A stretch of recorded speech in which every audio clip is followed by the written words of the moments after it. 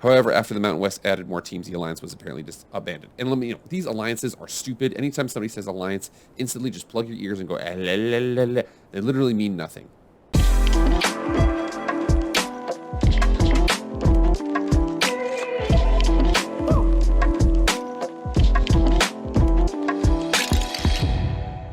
What is up, everybody? It is Jake with Master of Football, back at it again. Happy Friday to everybody out there. Thank you so much for being here. If you want to be up to date on all things college football, EA college football, Madden, pro football, anything related to football, if you like that sport, hit the subscribe button. I'll be disappointed. Now, it's not going to cost you anything. All it's going to cost you is being up to date on everything EA college football, pro football, Madden, everything like that. You will love it. Hit the subscribe button, hit the like button. Without further ado, let's get into the video. Happy Friday to everybody here. I wanted to discuss something related to conference realignment. So there's a couple different reports out there. I had a report recently about how I was just so dissatisfied with South Florida in terms of what they could be. There's also some reports out there that SMU is another team that the Pac-12 is targeting, because you have to remember, they're San Diego, Dallas, San Diego State, SMU, big markets, would integrate really, really easily. Dallas flies directly to everywhere in the Pac-12. San Diego flies directly everywhere in the Pac-12. I'm not sure about San Diego State to Spokane, Washington, which is where Washington State you have to fly into. But for the most part, it's going to be a pretty easy transition for those teams if they do it. Remember, here we're not really sure about that. However, checking out conference realignment, I know we were all worried about a couple things. So we were worried about the Pac-12 this year with USC and UCLA leaving for the Big Ten. We were worried about the Big 12 last year when Texas and Oklahoma were leaving for the SEC. There's a lot of different things there. I think the Big 12 over the long haul has been hit the most. However, as of late, there is one conference that got hit the hardest. Not the Big 12, not the SEC, definitely not the SEC or the Big 10. Not the Pac-12, no. The most hard-hit conference in conference realignment, bar none, not even close, is Conference USA. When you come and check these things out, it's kind of easy to forget here, but again, this wasn't too long ago in 1995 when Conference USA was found. It was founded by the merger of the Metro Conference and the Great Midwest Conference, two D1 conferences that did not sponsor football. And then eventually they added, some Great Midwest member, Dayton or Metro members, VCU and Virginia Tech. It didn't include those teams. Those teams ultimately left. And then it had an uneven teams. They invited Houston from the dissolving Southwest Conference. Thank you, Texas. Appreciate you about that one. And then they ultimately went here, and they were able to go from, they said they stretched all the way from Florida to Missouri, Wisconsin to Texas. It was all over the place, hence Conference USA. However, 1995, 2005, 10 years later, again, it's just the way it is. Conference realignment is always moving. The conference saw radical changes for the 2005-2006 academic year. The Big East had lost several members, looks to Conference USA to attract members. Remember, the fact that you are, and I'm seeing this more and more with conference realignment, is the broader your conference is, one, as long as it has major airports, that actually helps out a lot. If it's really broad and you have really, really small airports, that really, really hurts it in terms of the travel. I mean, if the money is high enough, it doesn't really matter there. But with the fact that it spreads a really, really long way, not only can you attract people or certain teams over to your conference from a lot of different places, you also can get plucked from a lot of different places too. So it says here 5 Conference USA members departed for the Big East, including Cincy, Louisville, and South Florida. We had a report on South Florida yesterday. Another 2 schools, Charlotte and St. Louis, left for the A-10, and TCU joined the Mountain West, and Army opted to become an independent in that sport. Again, Charlotte will return later on to Conference USA. With the losses of these members, Conference USA lured 6 schools from other conferences, UCF and Marshall from the MAC. Remember, UCF played it played in the MAC for football only. So however, they came over. So Marshall in West Virginia, UCF all the way down there in Orlando. And then we see Rice, SMU, Tulsa, and later UTEP from the WAC, which ultimately dissolved. Or at least the football portion of it at the FBS level did. It said here that Conference USA's member is now consisting of 12 schools, all sponsor football, and adopted a 2-division alignment. Remember, now divisions have gone away, but back here it was very, very relevant. In 2013, 2014, here's where it gets interesting, because Conference USA had an extremely unique opportunity ahead of themselves that, I remember, hindsight is 2020, but I think now we're seeing more and more with conference realignment. We see the history of certain things.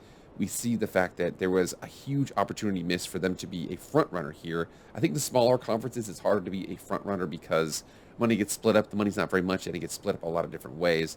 And you'll see here that it ultimately came down to money. But at the end of the day, this lack of this movement, this lack of forward thinking, has cost them in a big, big way. So it says here the departure of 4 schools: Houston, Memphis, SMU, and UCF, to the American. And then also with that, I mean, remember the Big East schools leaving for the ACC was Syracuse and Pitt. That's the reason why they pulled those ones over. It was announced in early 2012, remember, right when the world was ending, that Conference USA was in talks with the Mountain West Conference about forming either a football alliance or a conference merger in the future. However, when the conferences discussed their plans with the NCAA, they were told that if they merged, the new league would only receive one automatic bid to NCAA championships. At least one of the former conferences would lose expected future revenues from the NCAA men's tournament, and at least one of the former conference would lose exit fees from schools that departed for the new league. As a result, Conference USA and the Mountain West backed away from the full merger. In April 2012, the likeliest scenario was an all-sports alliance in which both conferences retain separate identities. However, after the Mountain West added more teams, the alliance was apparently just abandoned. And let me, these alliances are stupid. Anytime somebody says alliance, instantly just plug your ears and go, la, la, la, la. They literally mean nothing.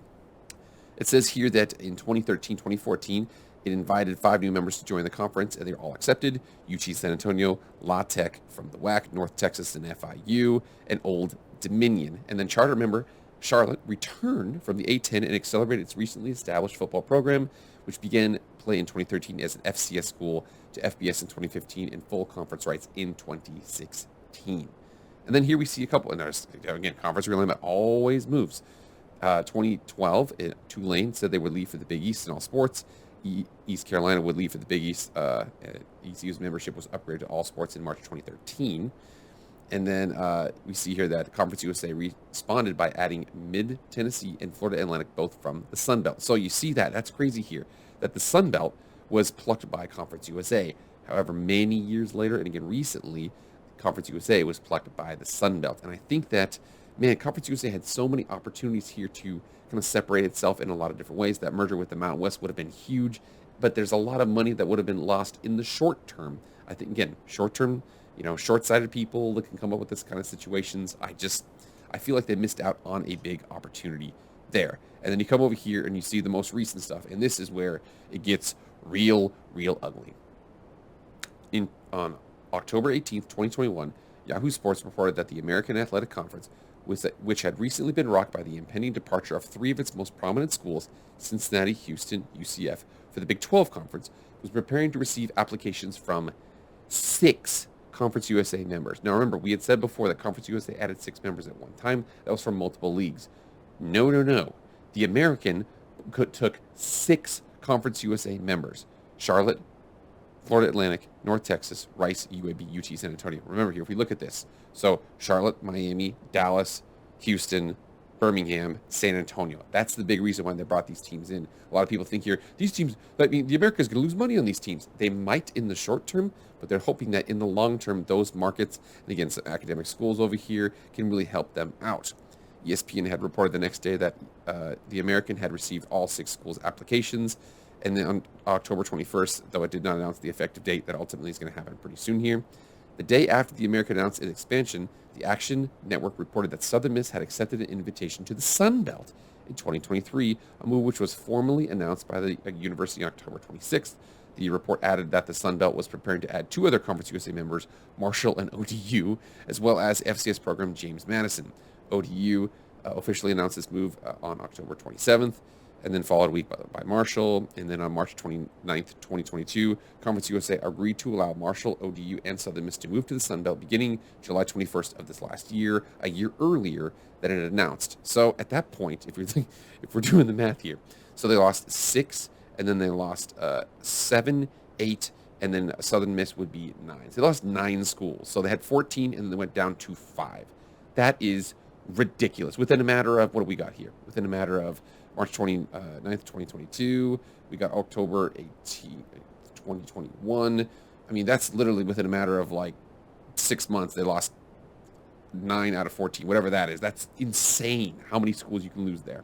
So remember here, they were A little bit of an action. They weren't necessarily forward thinking. They were able to pull teams from the Sun Belt. However, the Sun Belt came back for revenge later on, and now they're in a spot where they have 5 schools remaining. In response to these losses, on November 5th, Conference USA announced the addition of 4 new members for the start of the 2023 athletic season. This included Liberty and Jacksonville State, and then New Mexico State and Sam Houston. And then it said they were all FBS independents, or at least Liberty and New Mexico State were. Jacksonville State and Sam Houston State played at the FCS level.